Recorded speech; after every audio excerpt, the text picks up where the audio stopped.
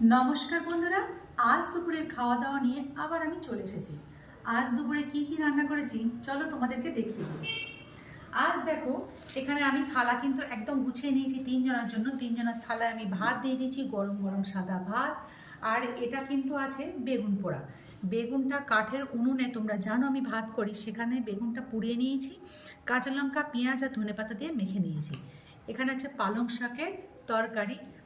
আর দেখো এখানে কি করেছি, এখানে চুবড়ি আলু দিয়ে আমি সিলভার কাপ মাছের ঝোল করেছি। আর করেছি এখানে আলু দিয়ে বেগুন দিয়ে বড়ি দিয়ে আমুদি মাছের ঝোল। আর এখানে আছে দই, আর এখানে আছে মিষ্টি। তো আজ দুপুরে এই হচ্ছে আমাদের খাওয়া দাওয়া। তাহলে চলো খাওয়াটা শুরু করা যাক।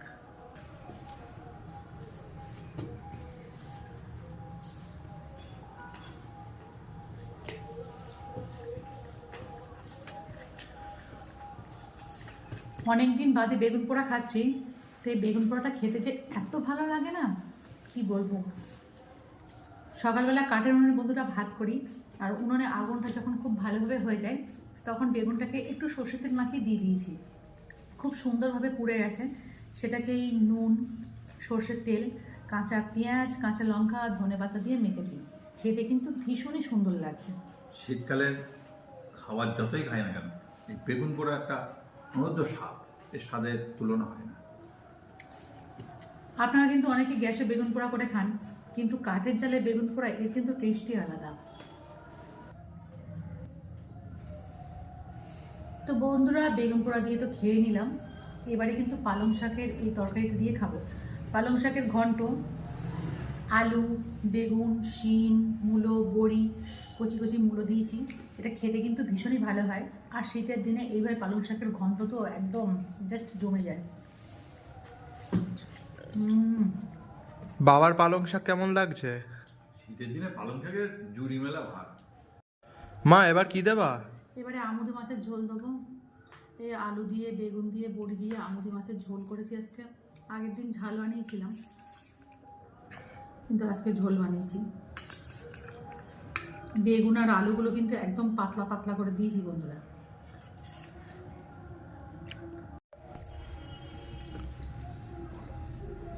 আমুদি মাছের ঝাল কিন্তু আপনারা পছন্দ করেন, আমিও পছন্দ করি, কিন্তু আজকে করেছি আলু দিয়ে, বেগুন দিয়ে আর বড়ি দিয়ে আমুদি মাছের ঝোল।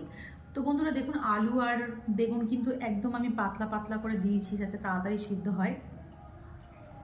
এবার দেখা যাক কেমন হয়েছে খেতে।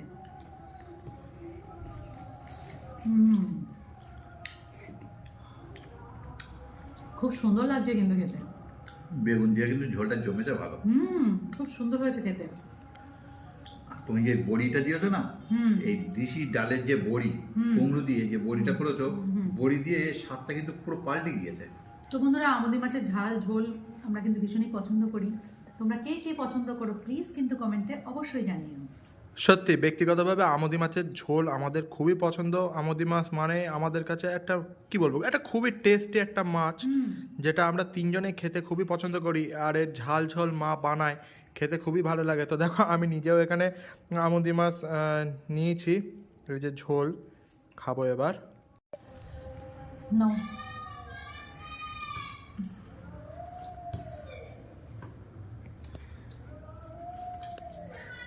চুবড়ি আলু দিয়েছো?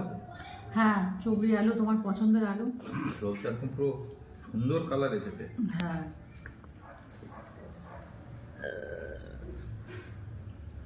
মাছের ঝোল চুবড়ি আলু দিলে আমার খুব পছন্দ হয়।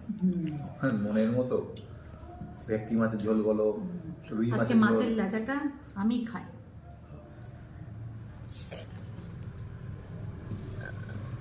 চুবড়ি আলু দিয়ে, বড়ি দিয়ে সিলভার কাপ মাছের ঝোল করেছি বন্ধুরা।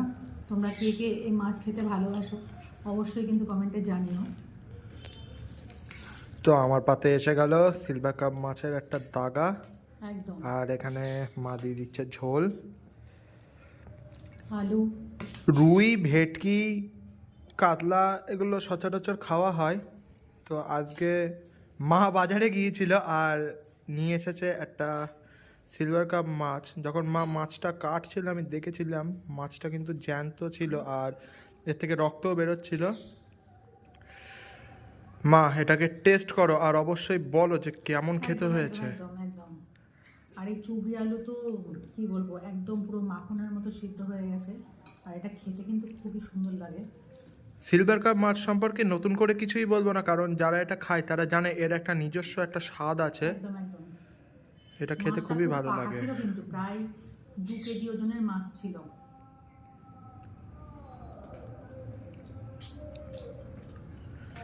বাবার কেমন লাগছে বাবা? সিলভার কাপ মাছ টেস্ট আছে, মাছটা একটু বড় সাইজ হলে টেস্ট হয়েছে মাছের। হুম। সিলভার কাপ মাছ ছোট হলে টেস্ট আসে না।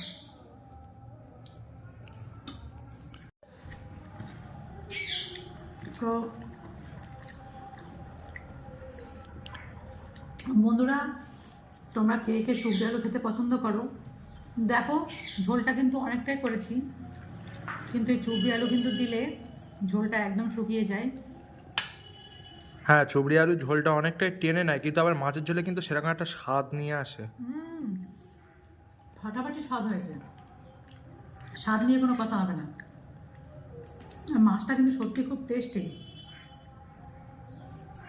তো যারা এই মাছটা খাও না তাদেরকে বলবো একবার অন্তত সিলভার কাপ মাছটা খেয়ে দেখতে, যে এটা স্বাদ কত বেশি আর এটা শরীরের জন্য কতটা পুষ্টি আনে। একদম একদম একদম একদম।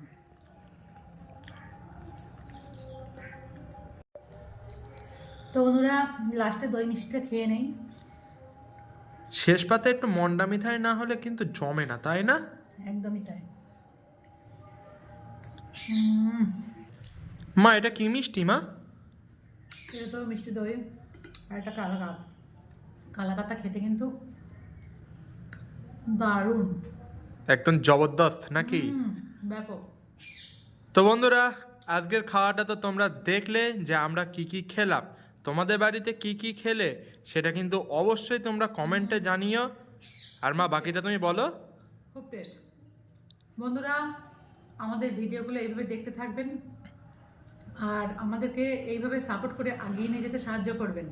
তাহলে আজকের মতো বাই বাই। Bye bye.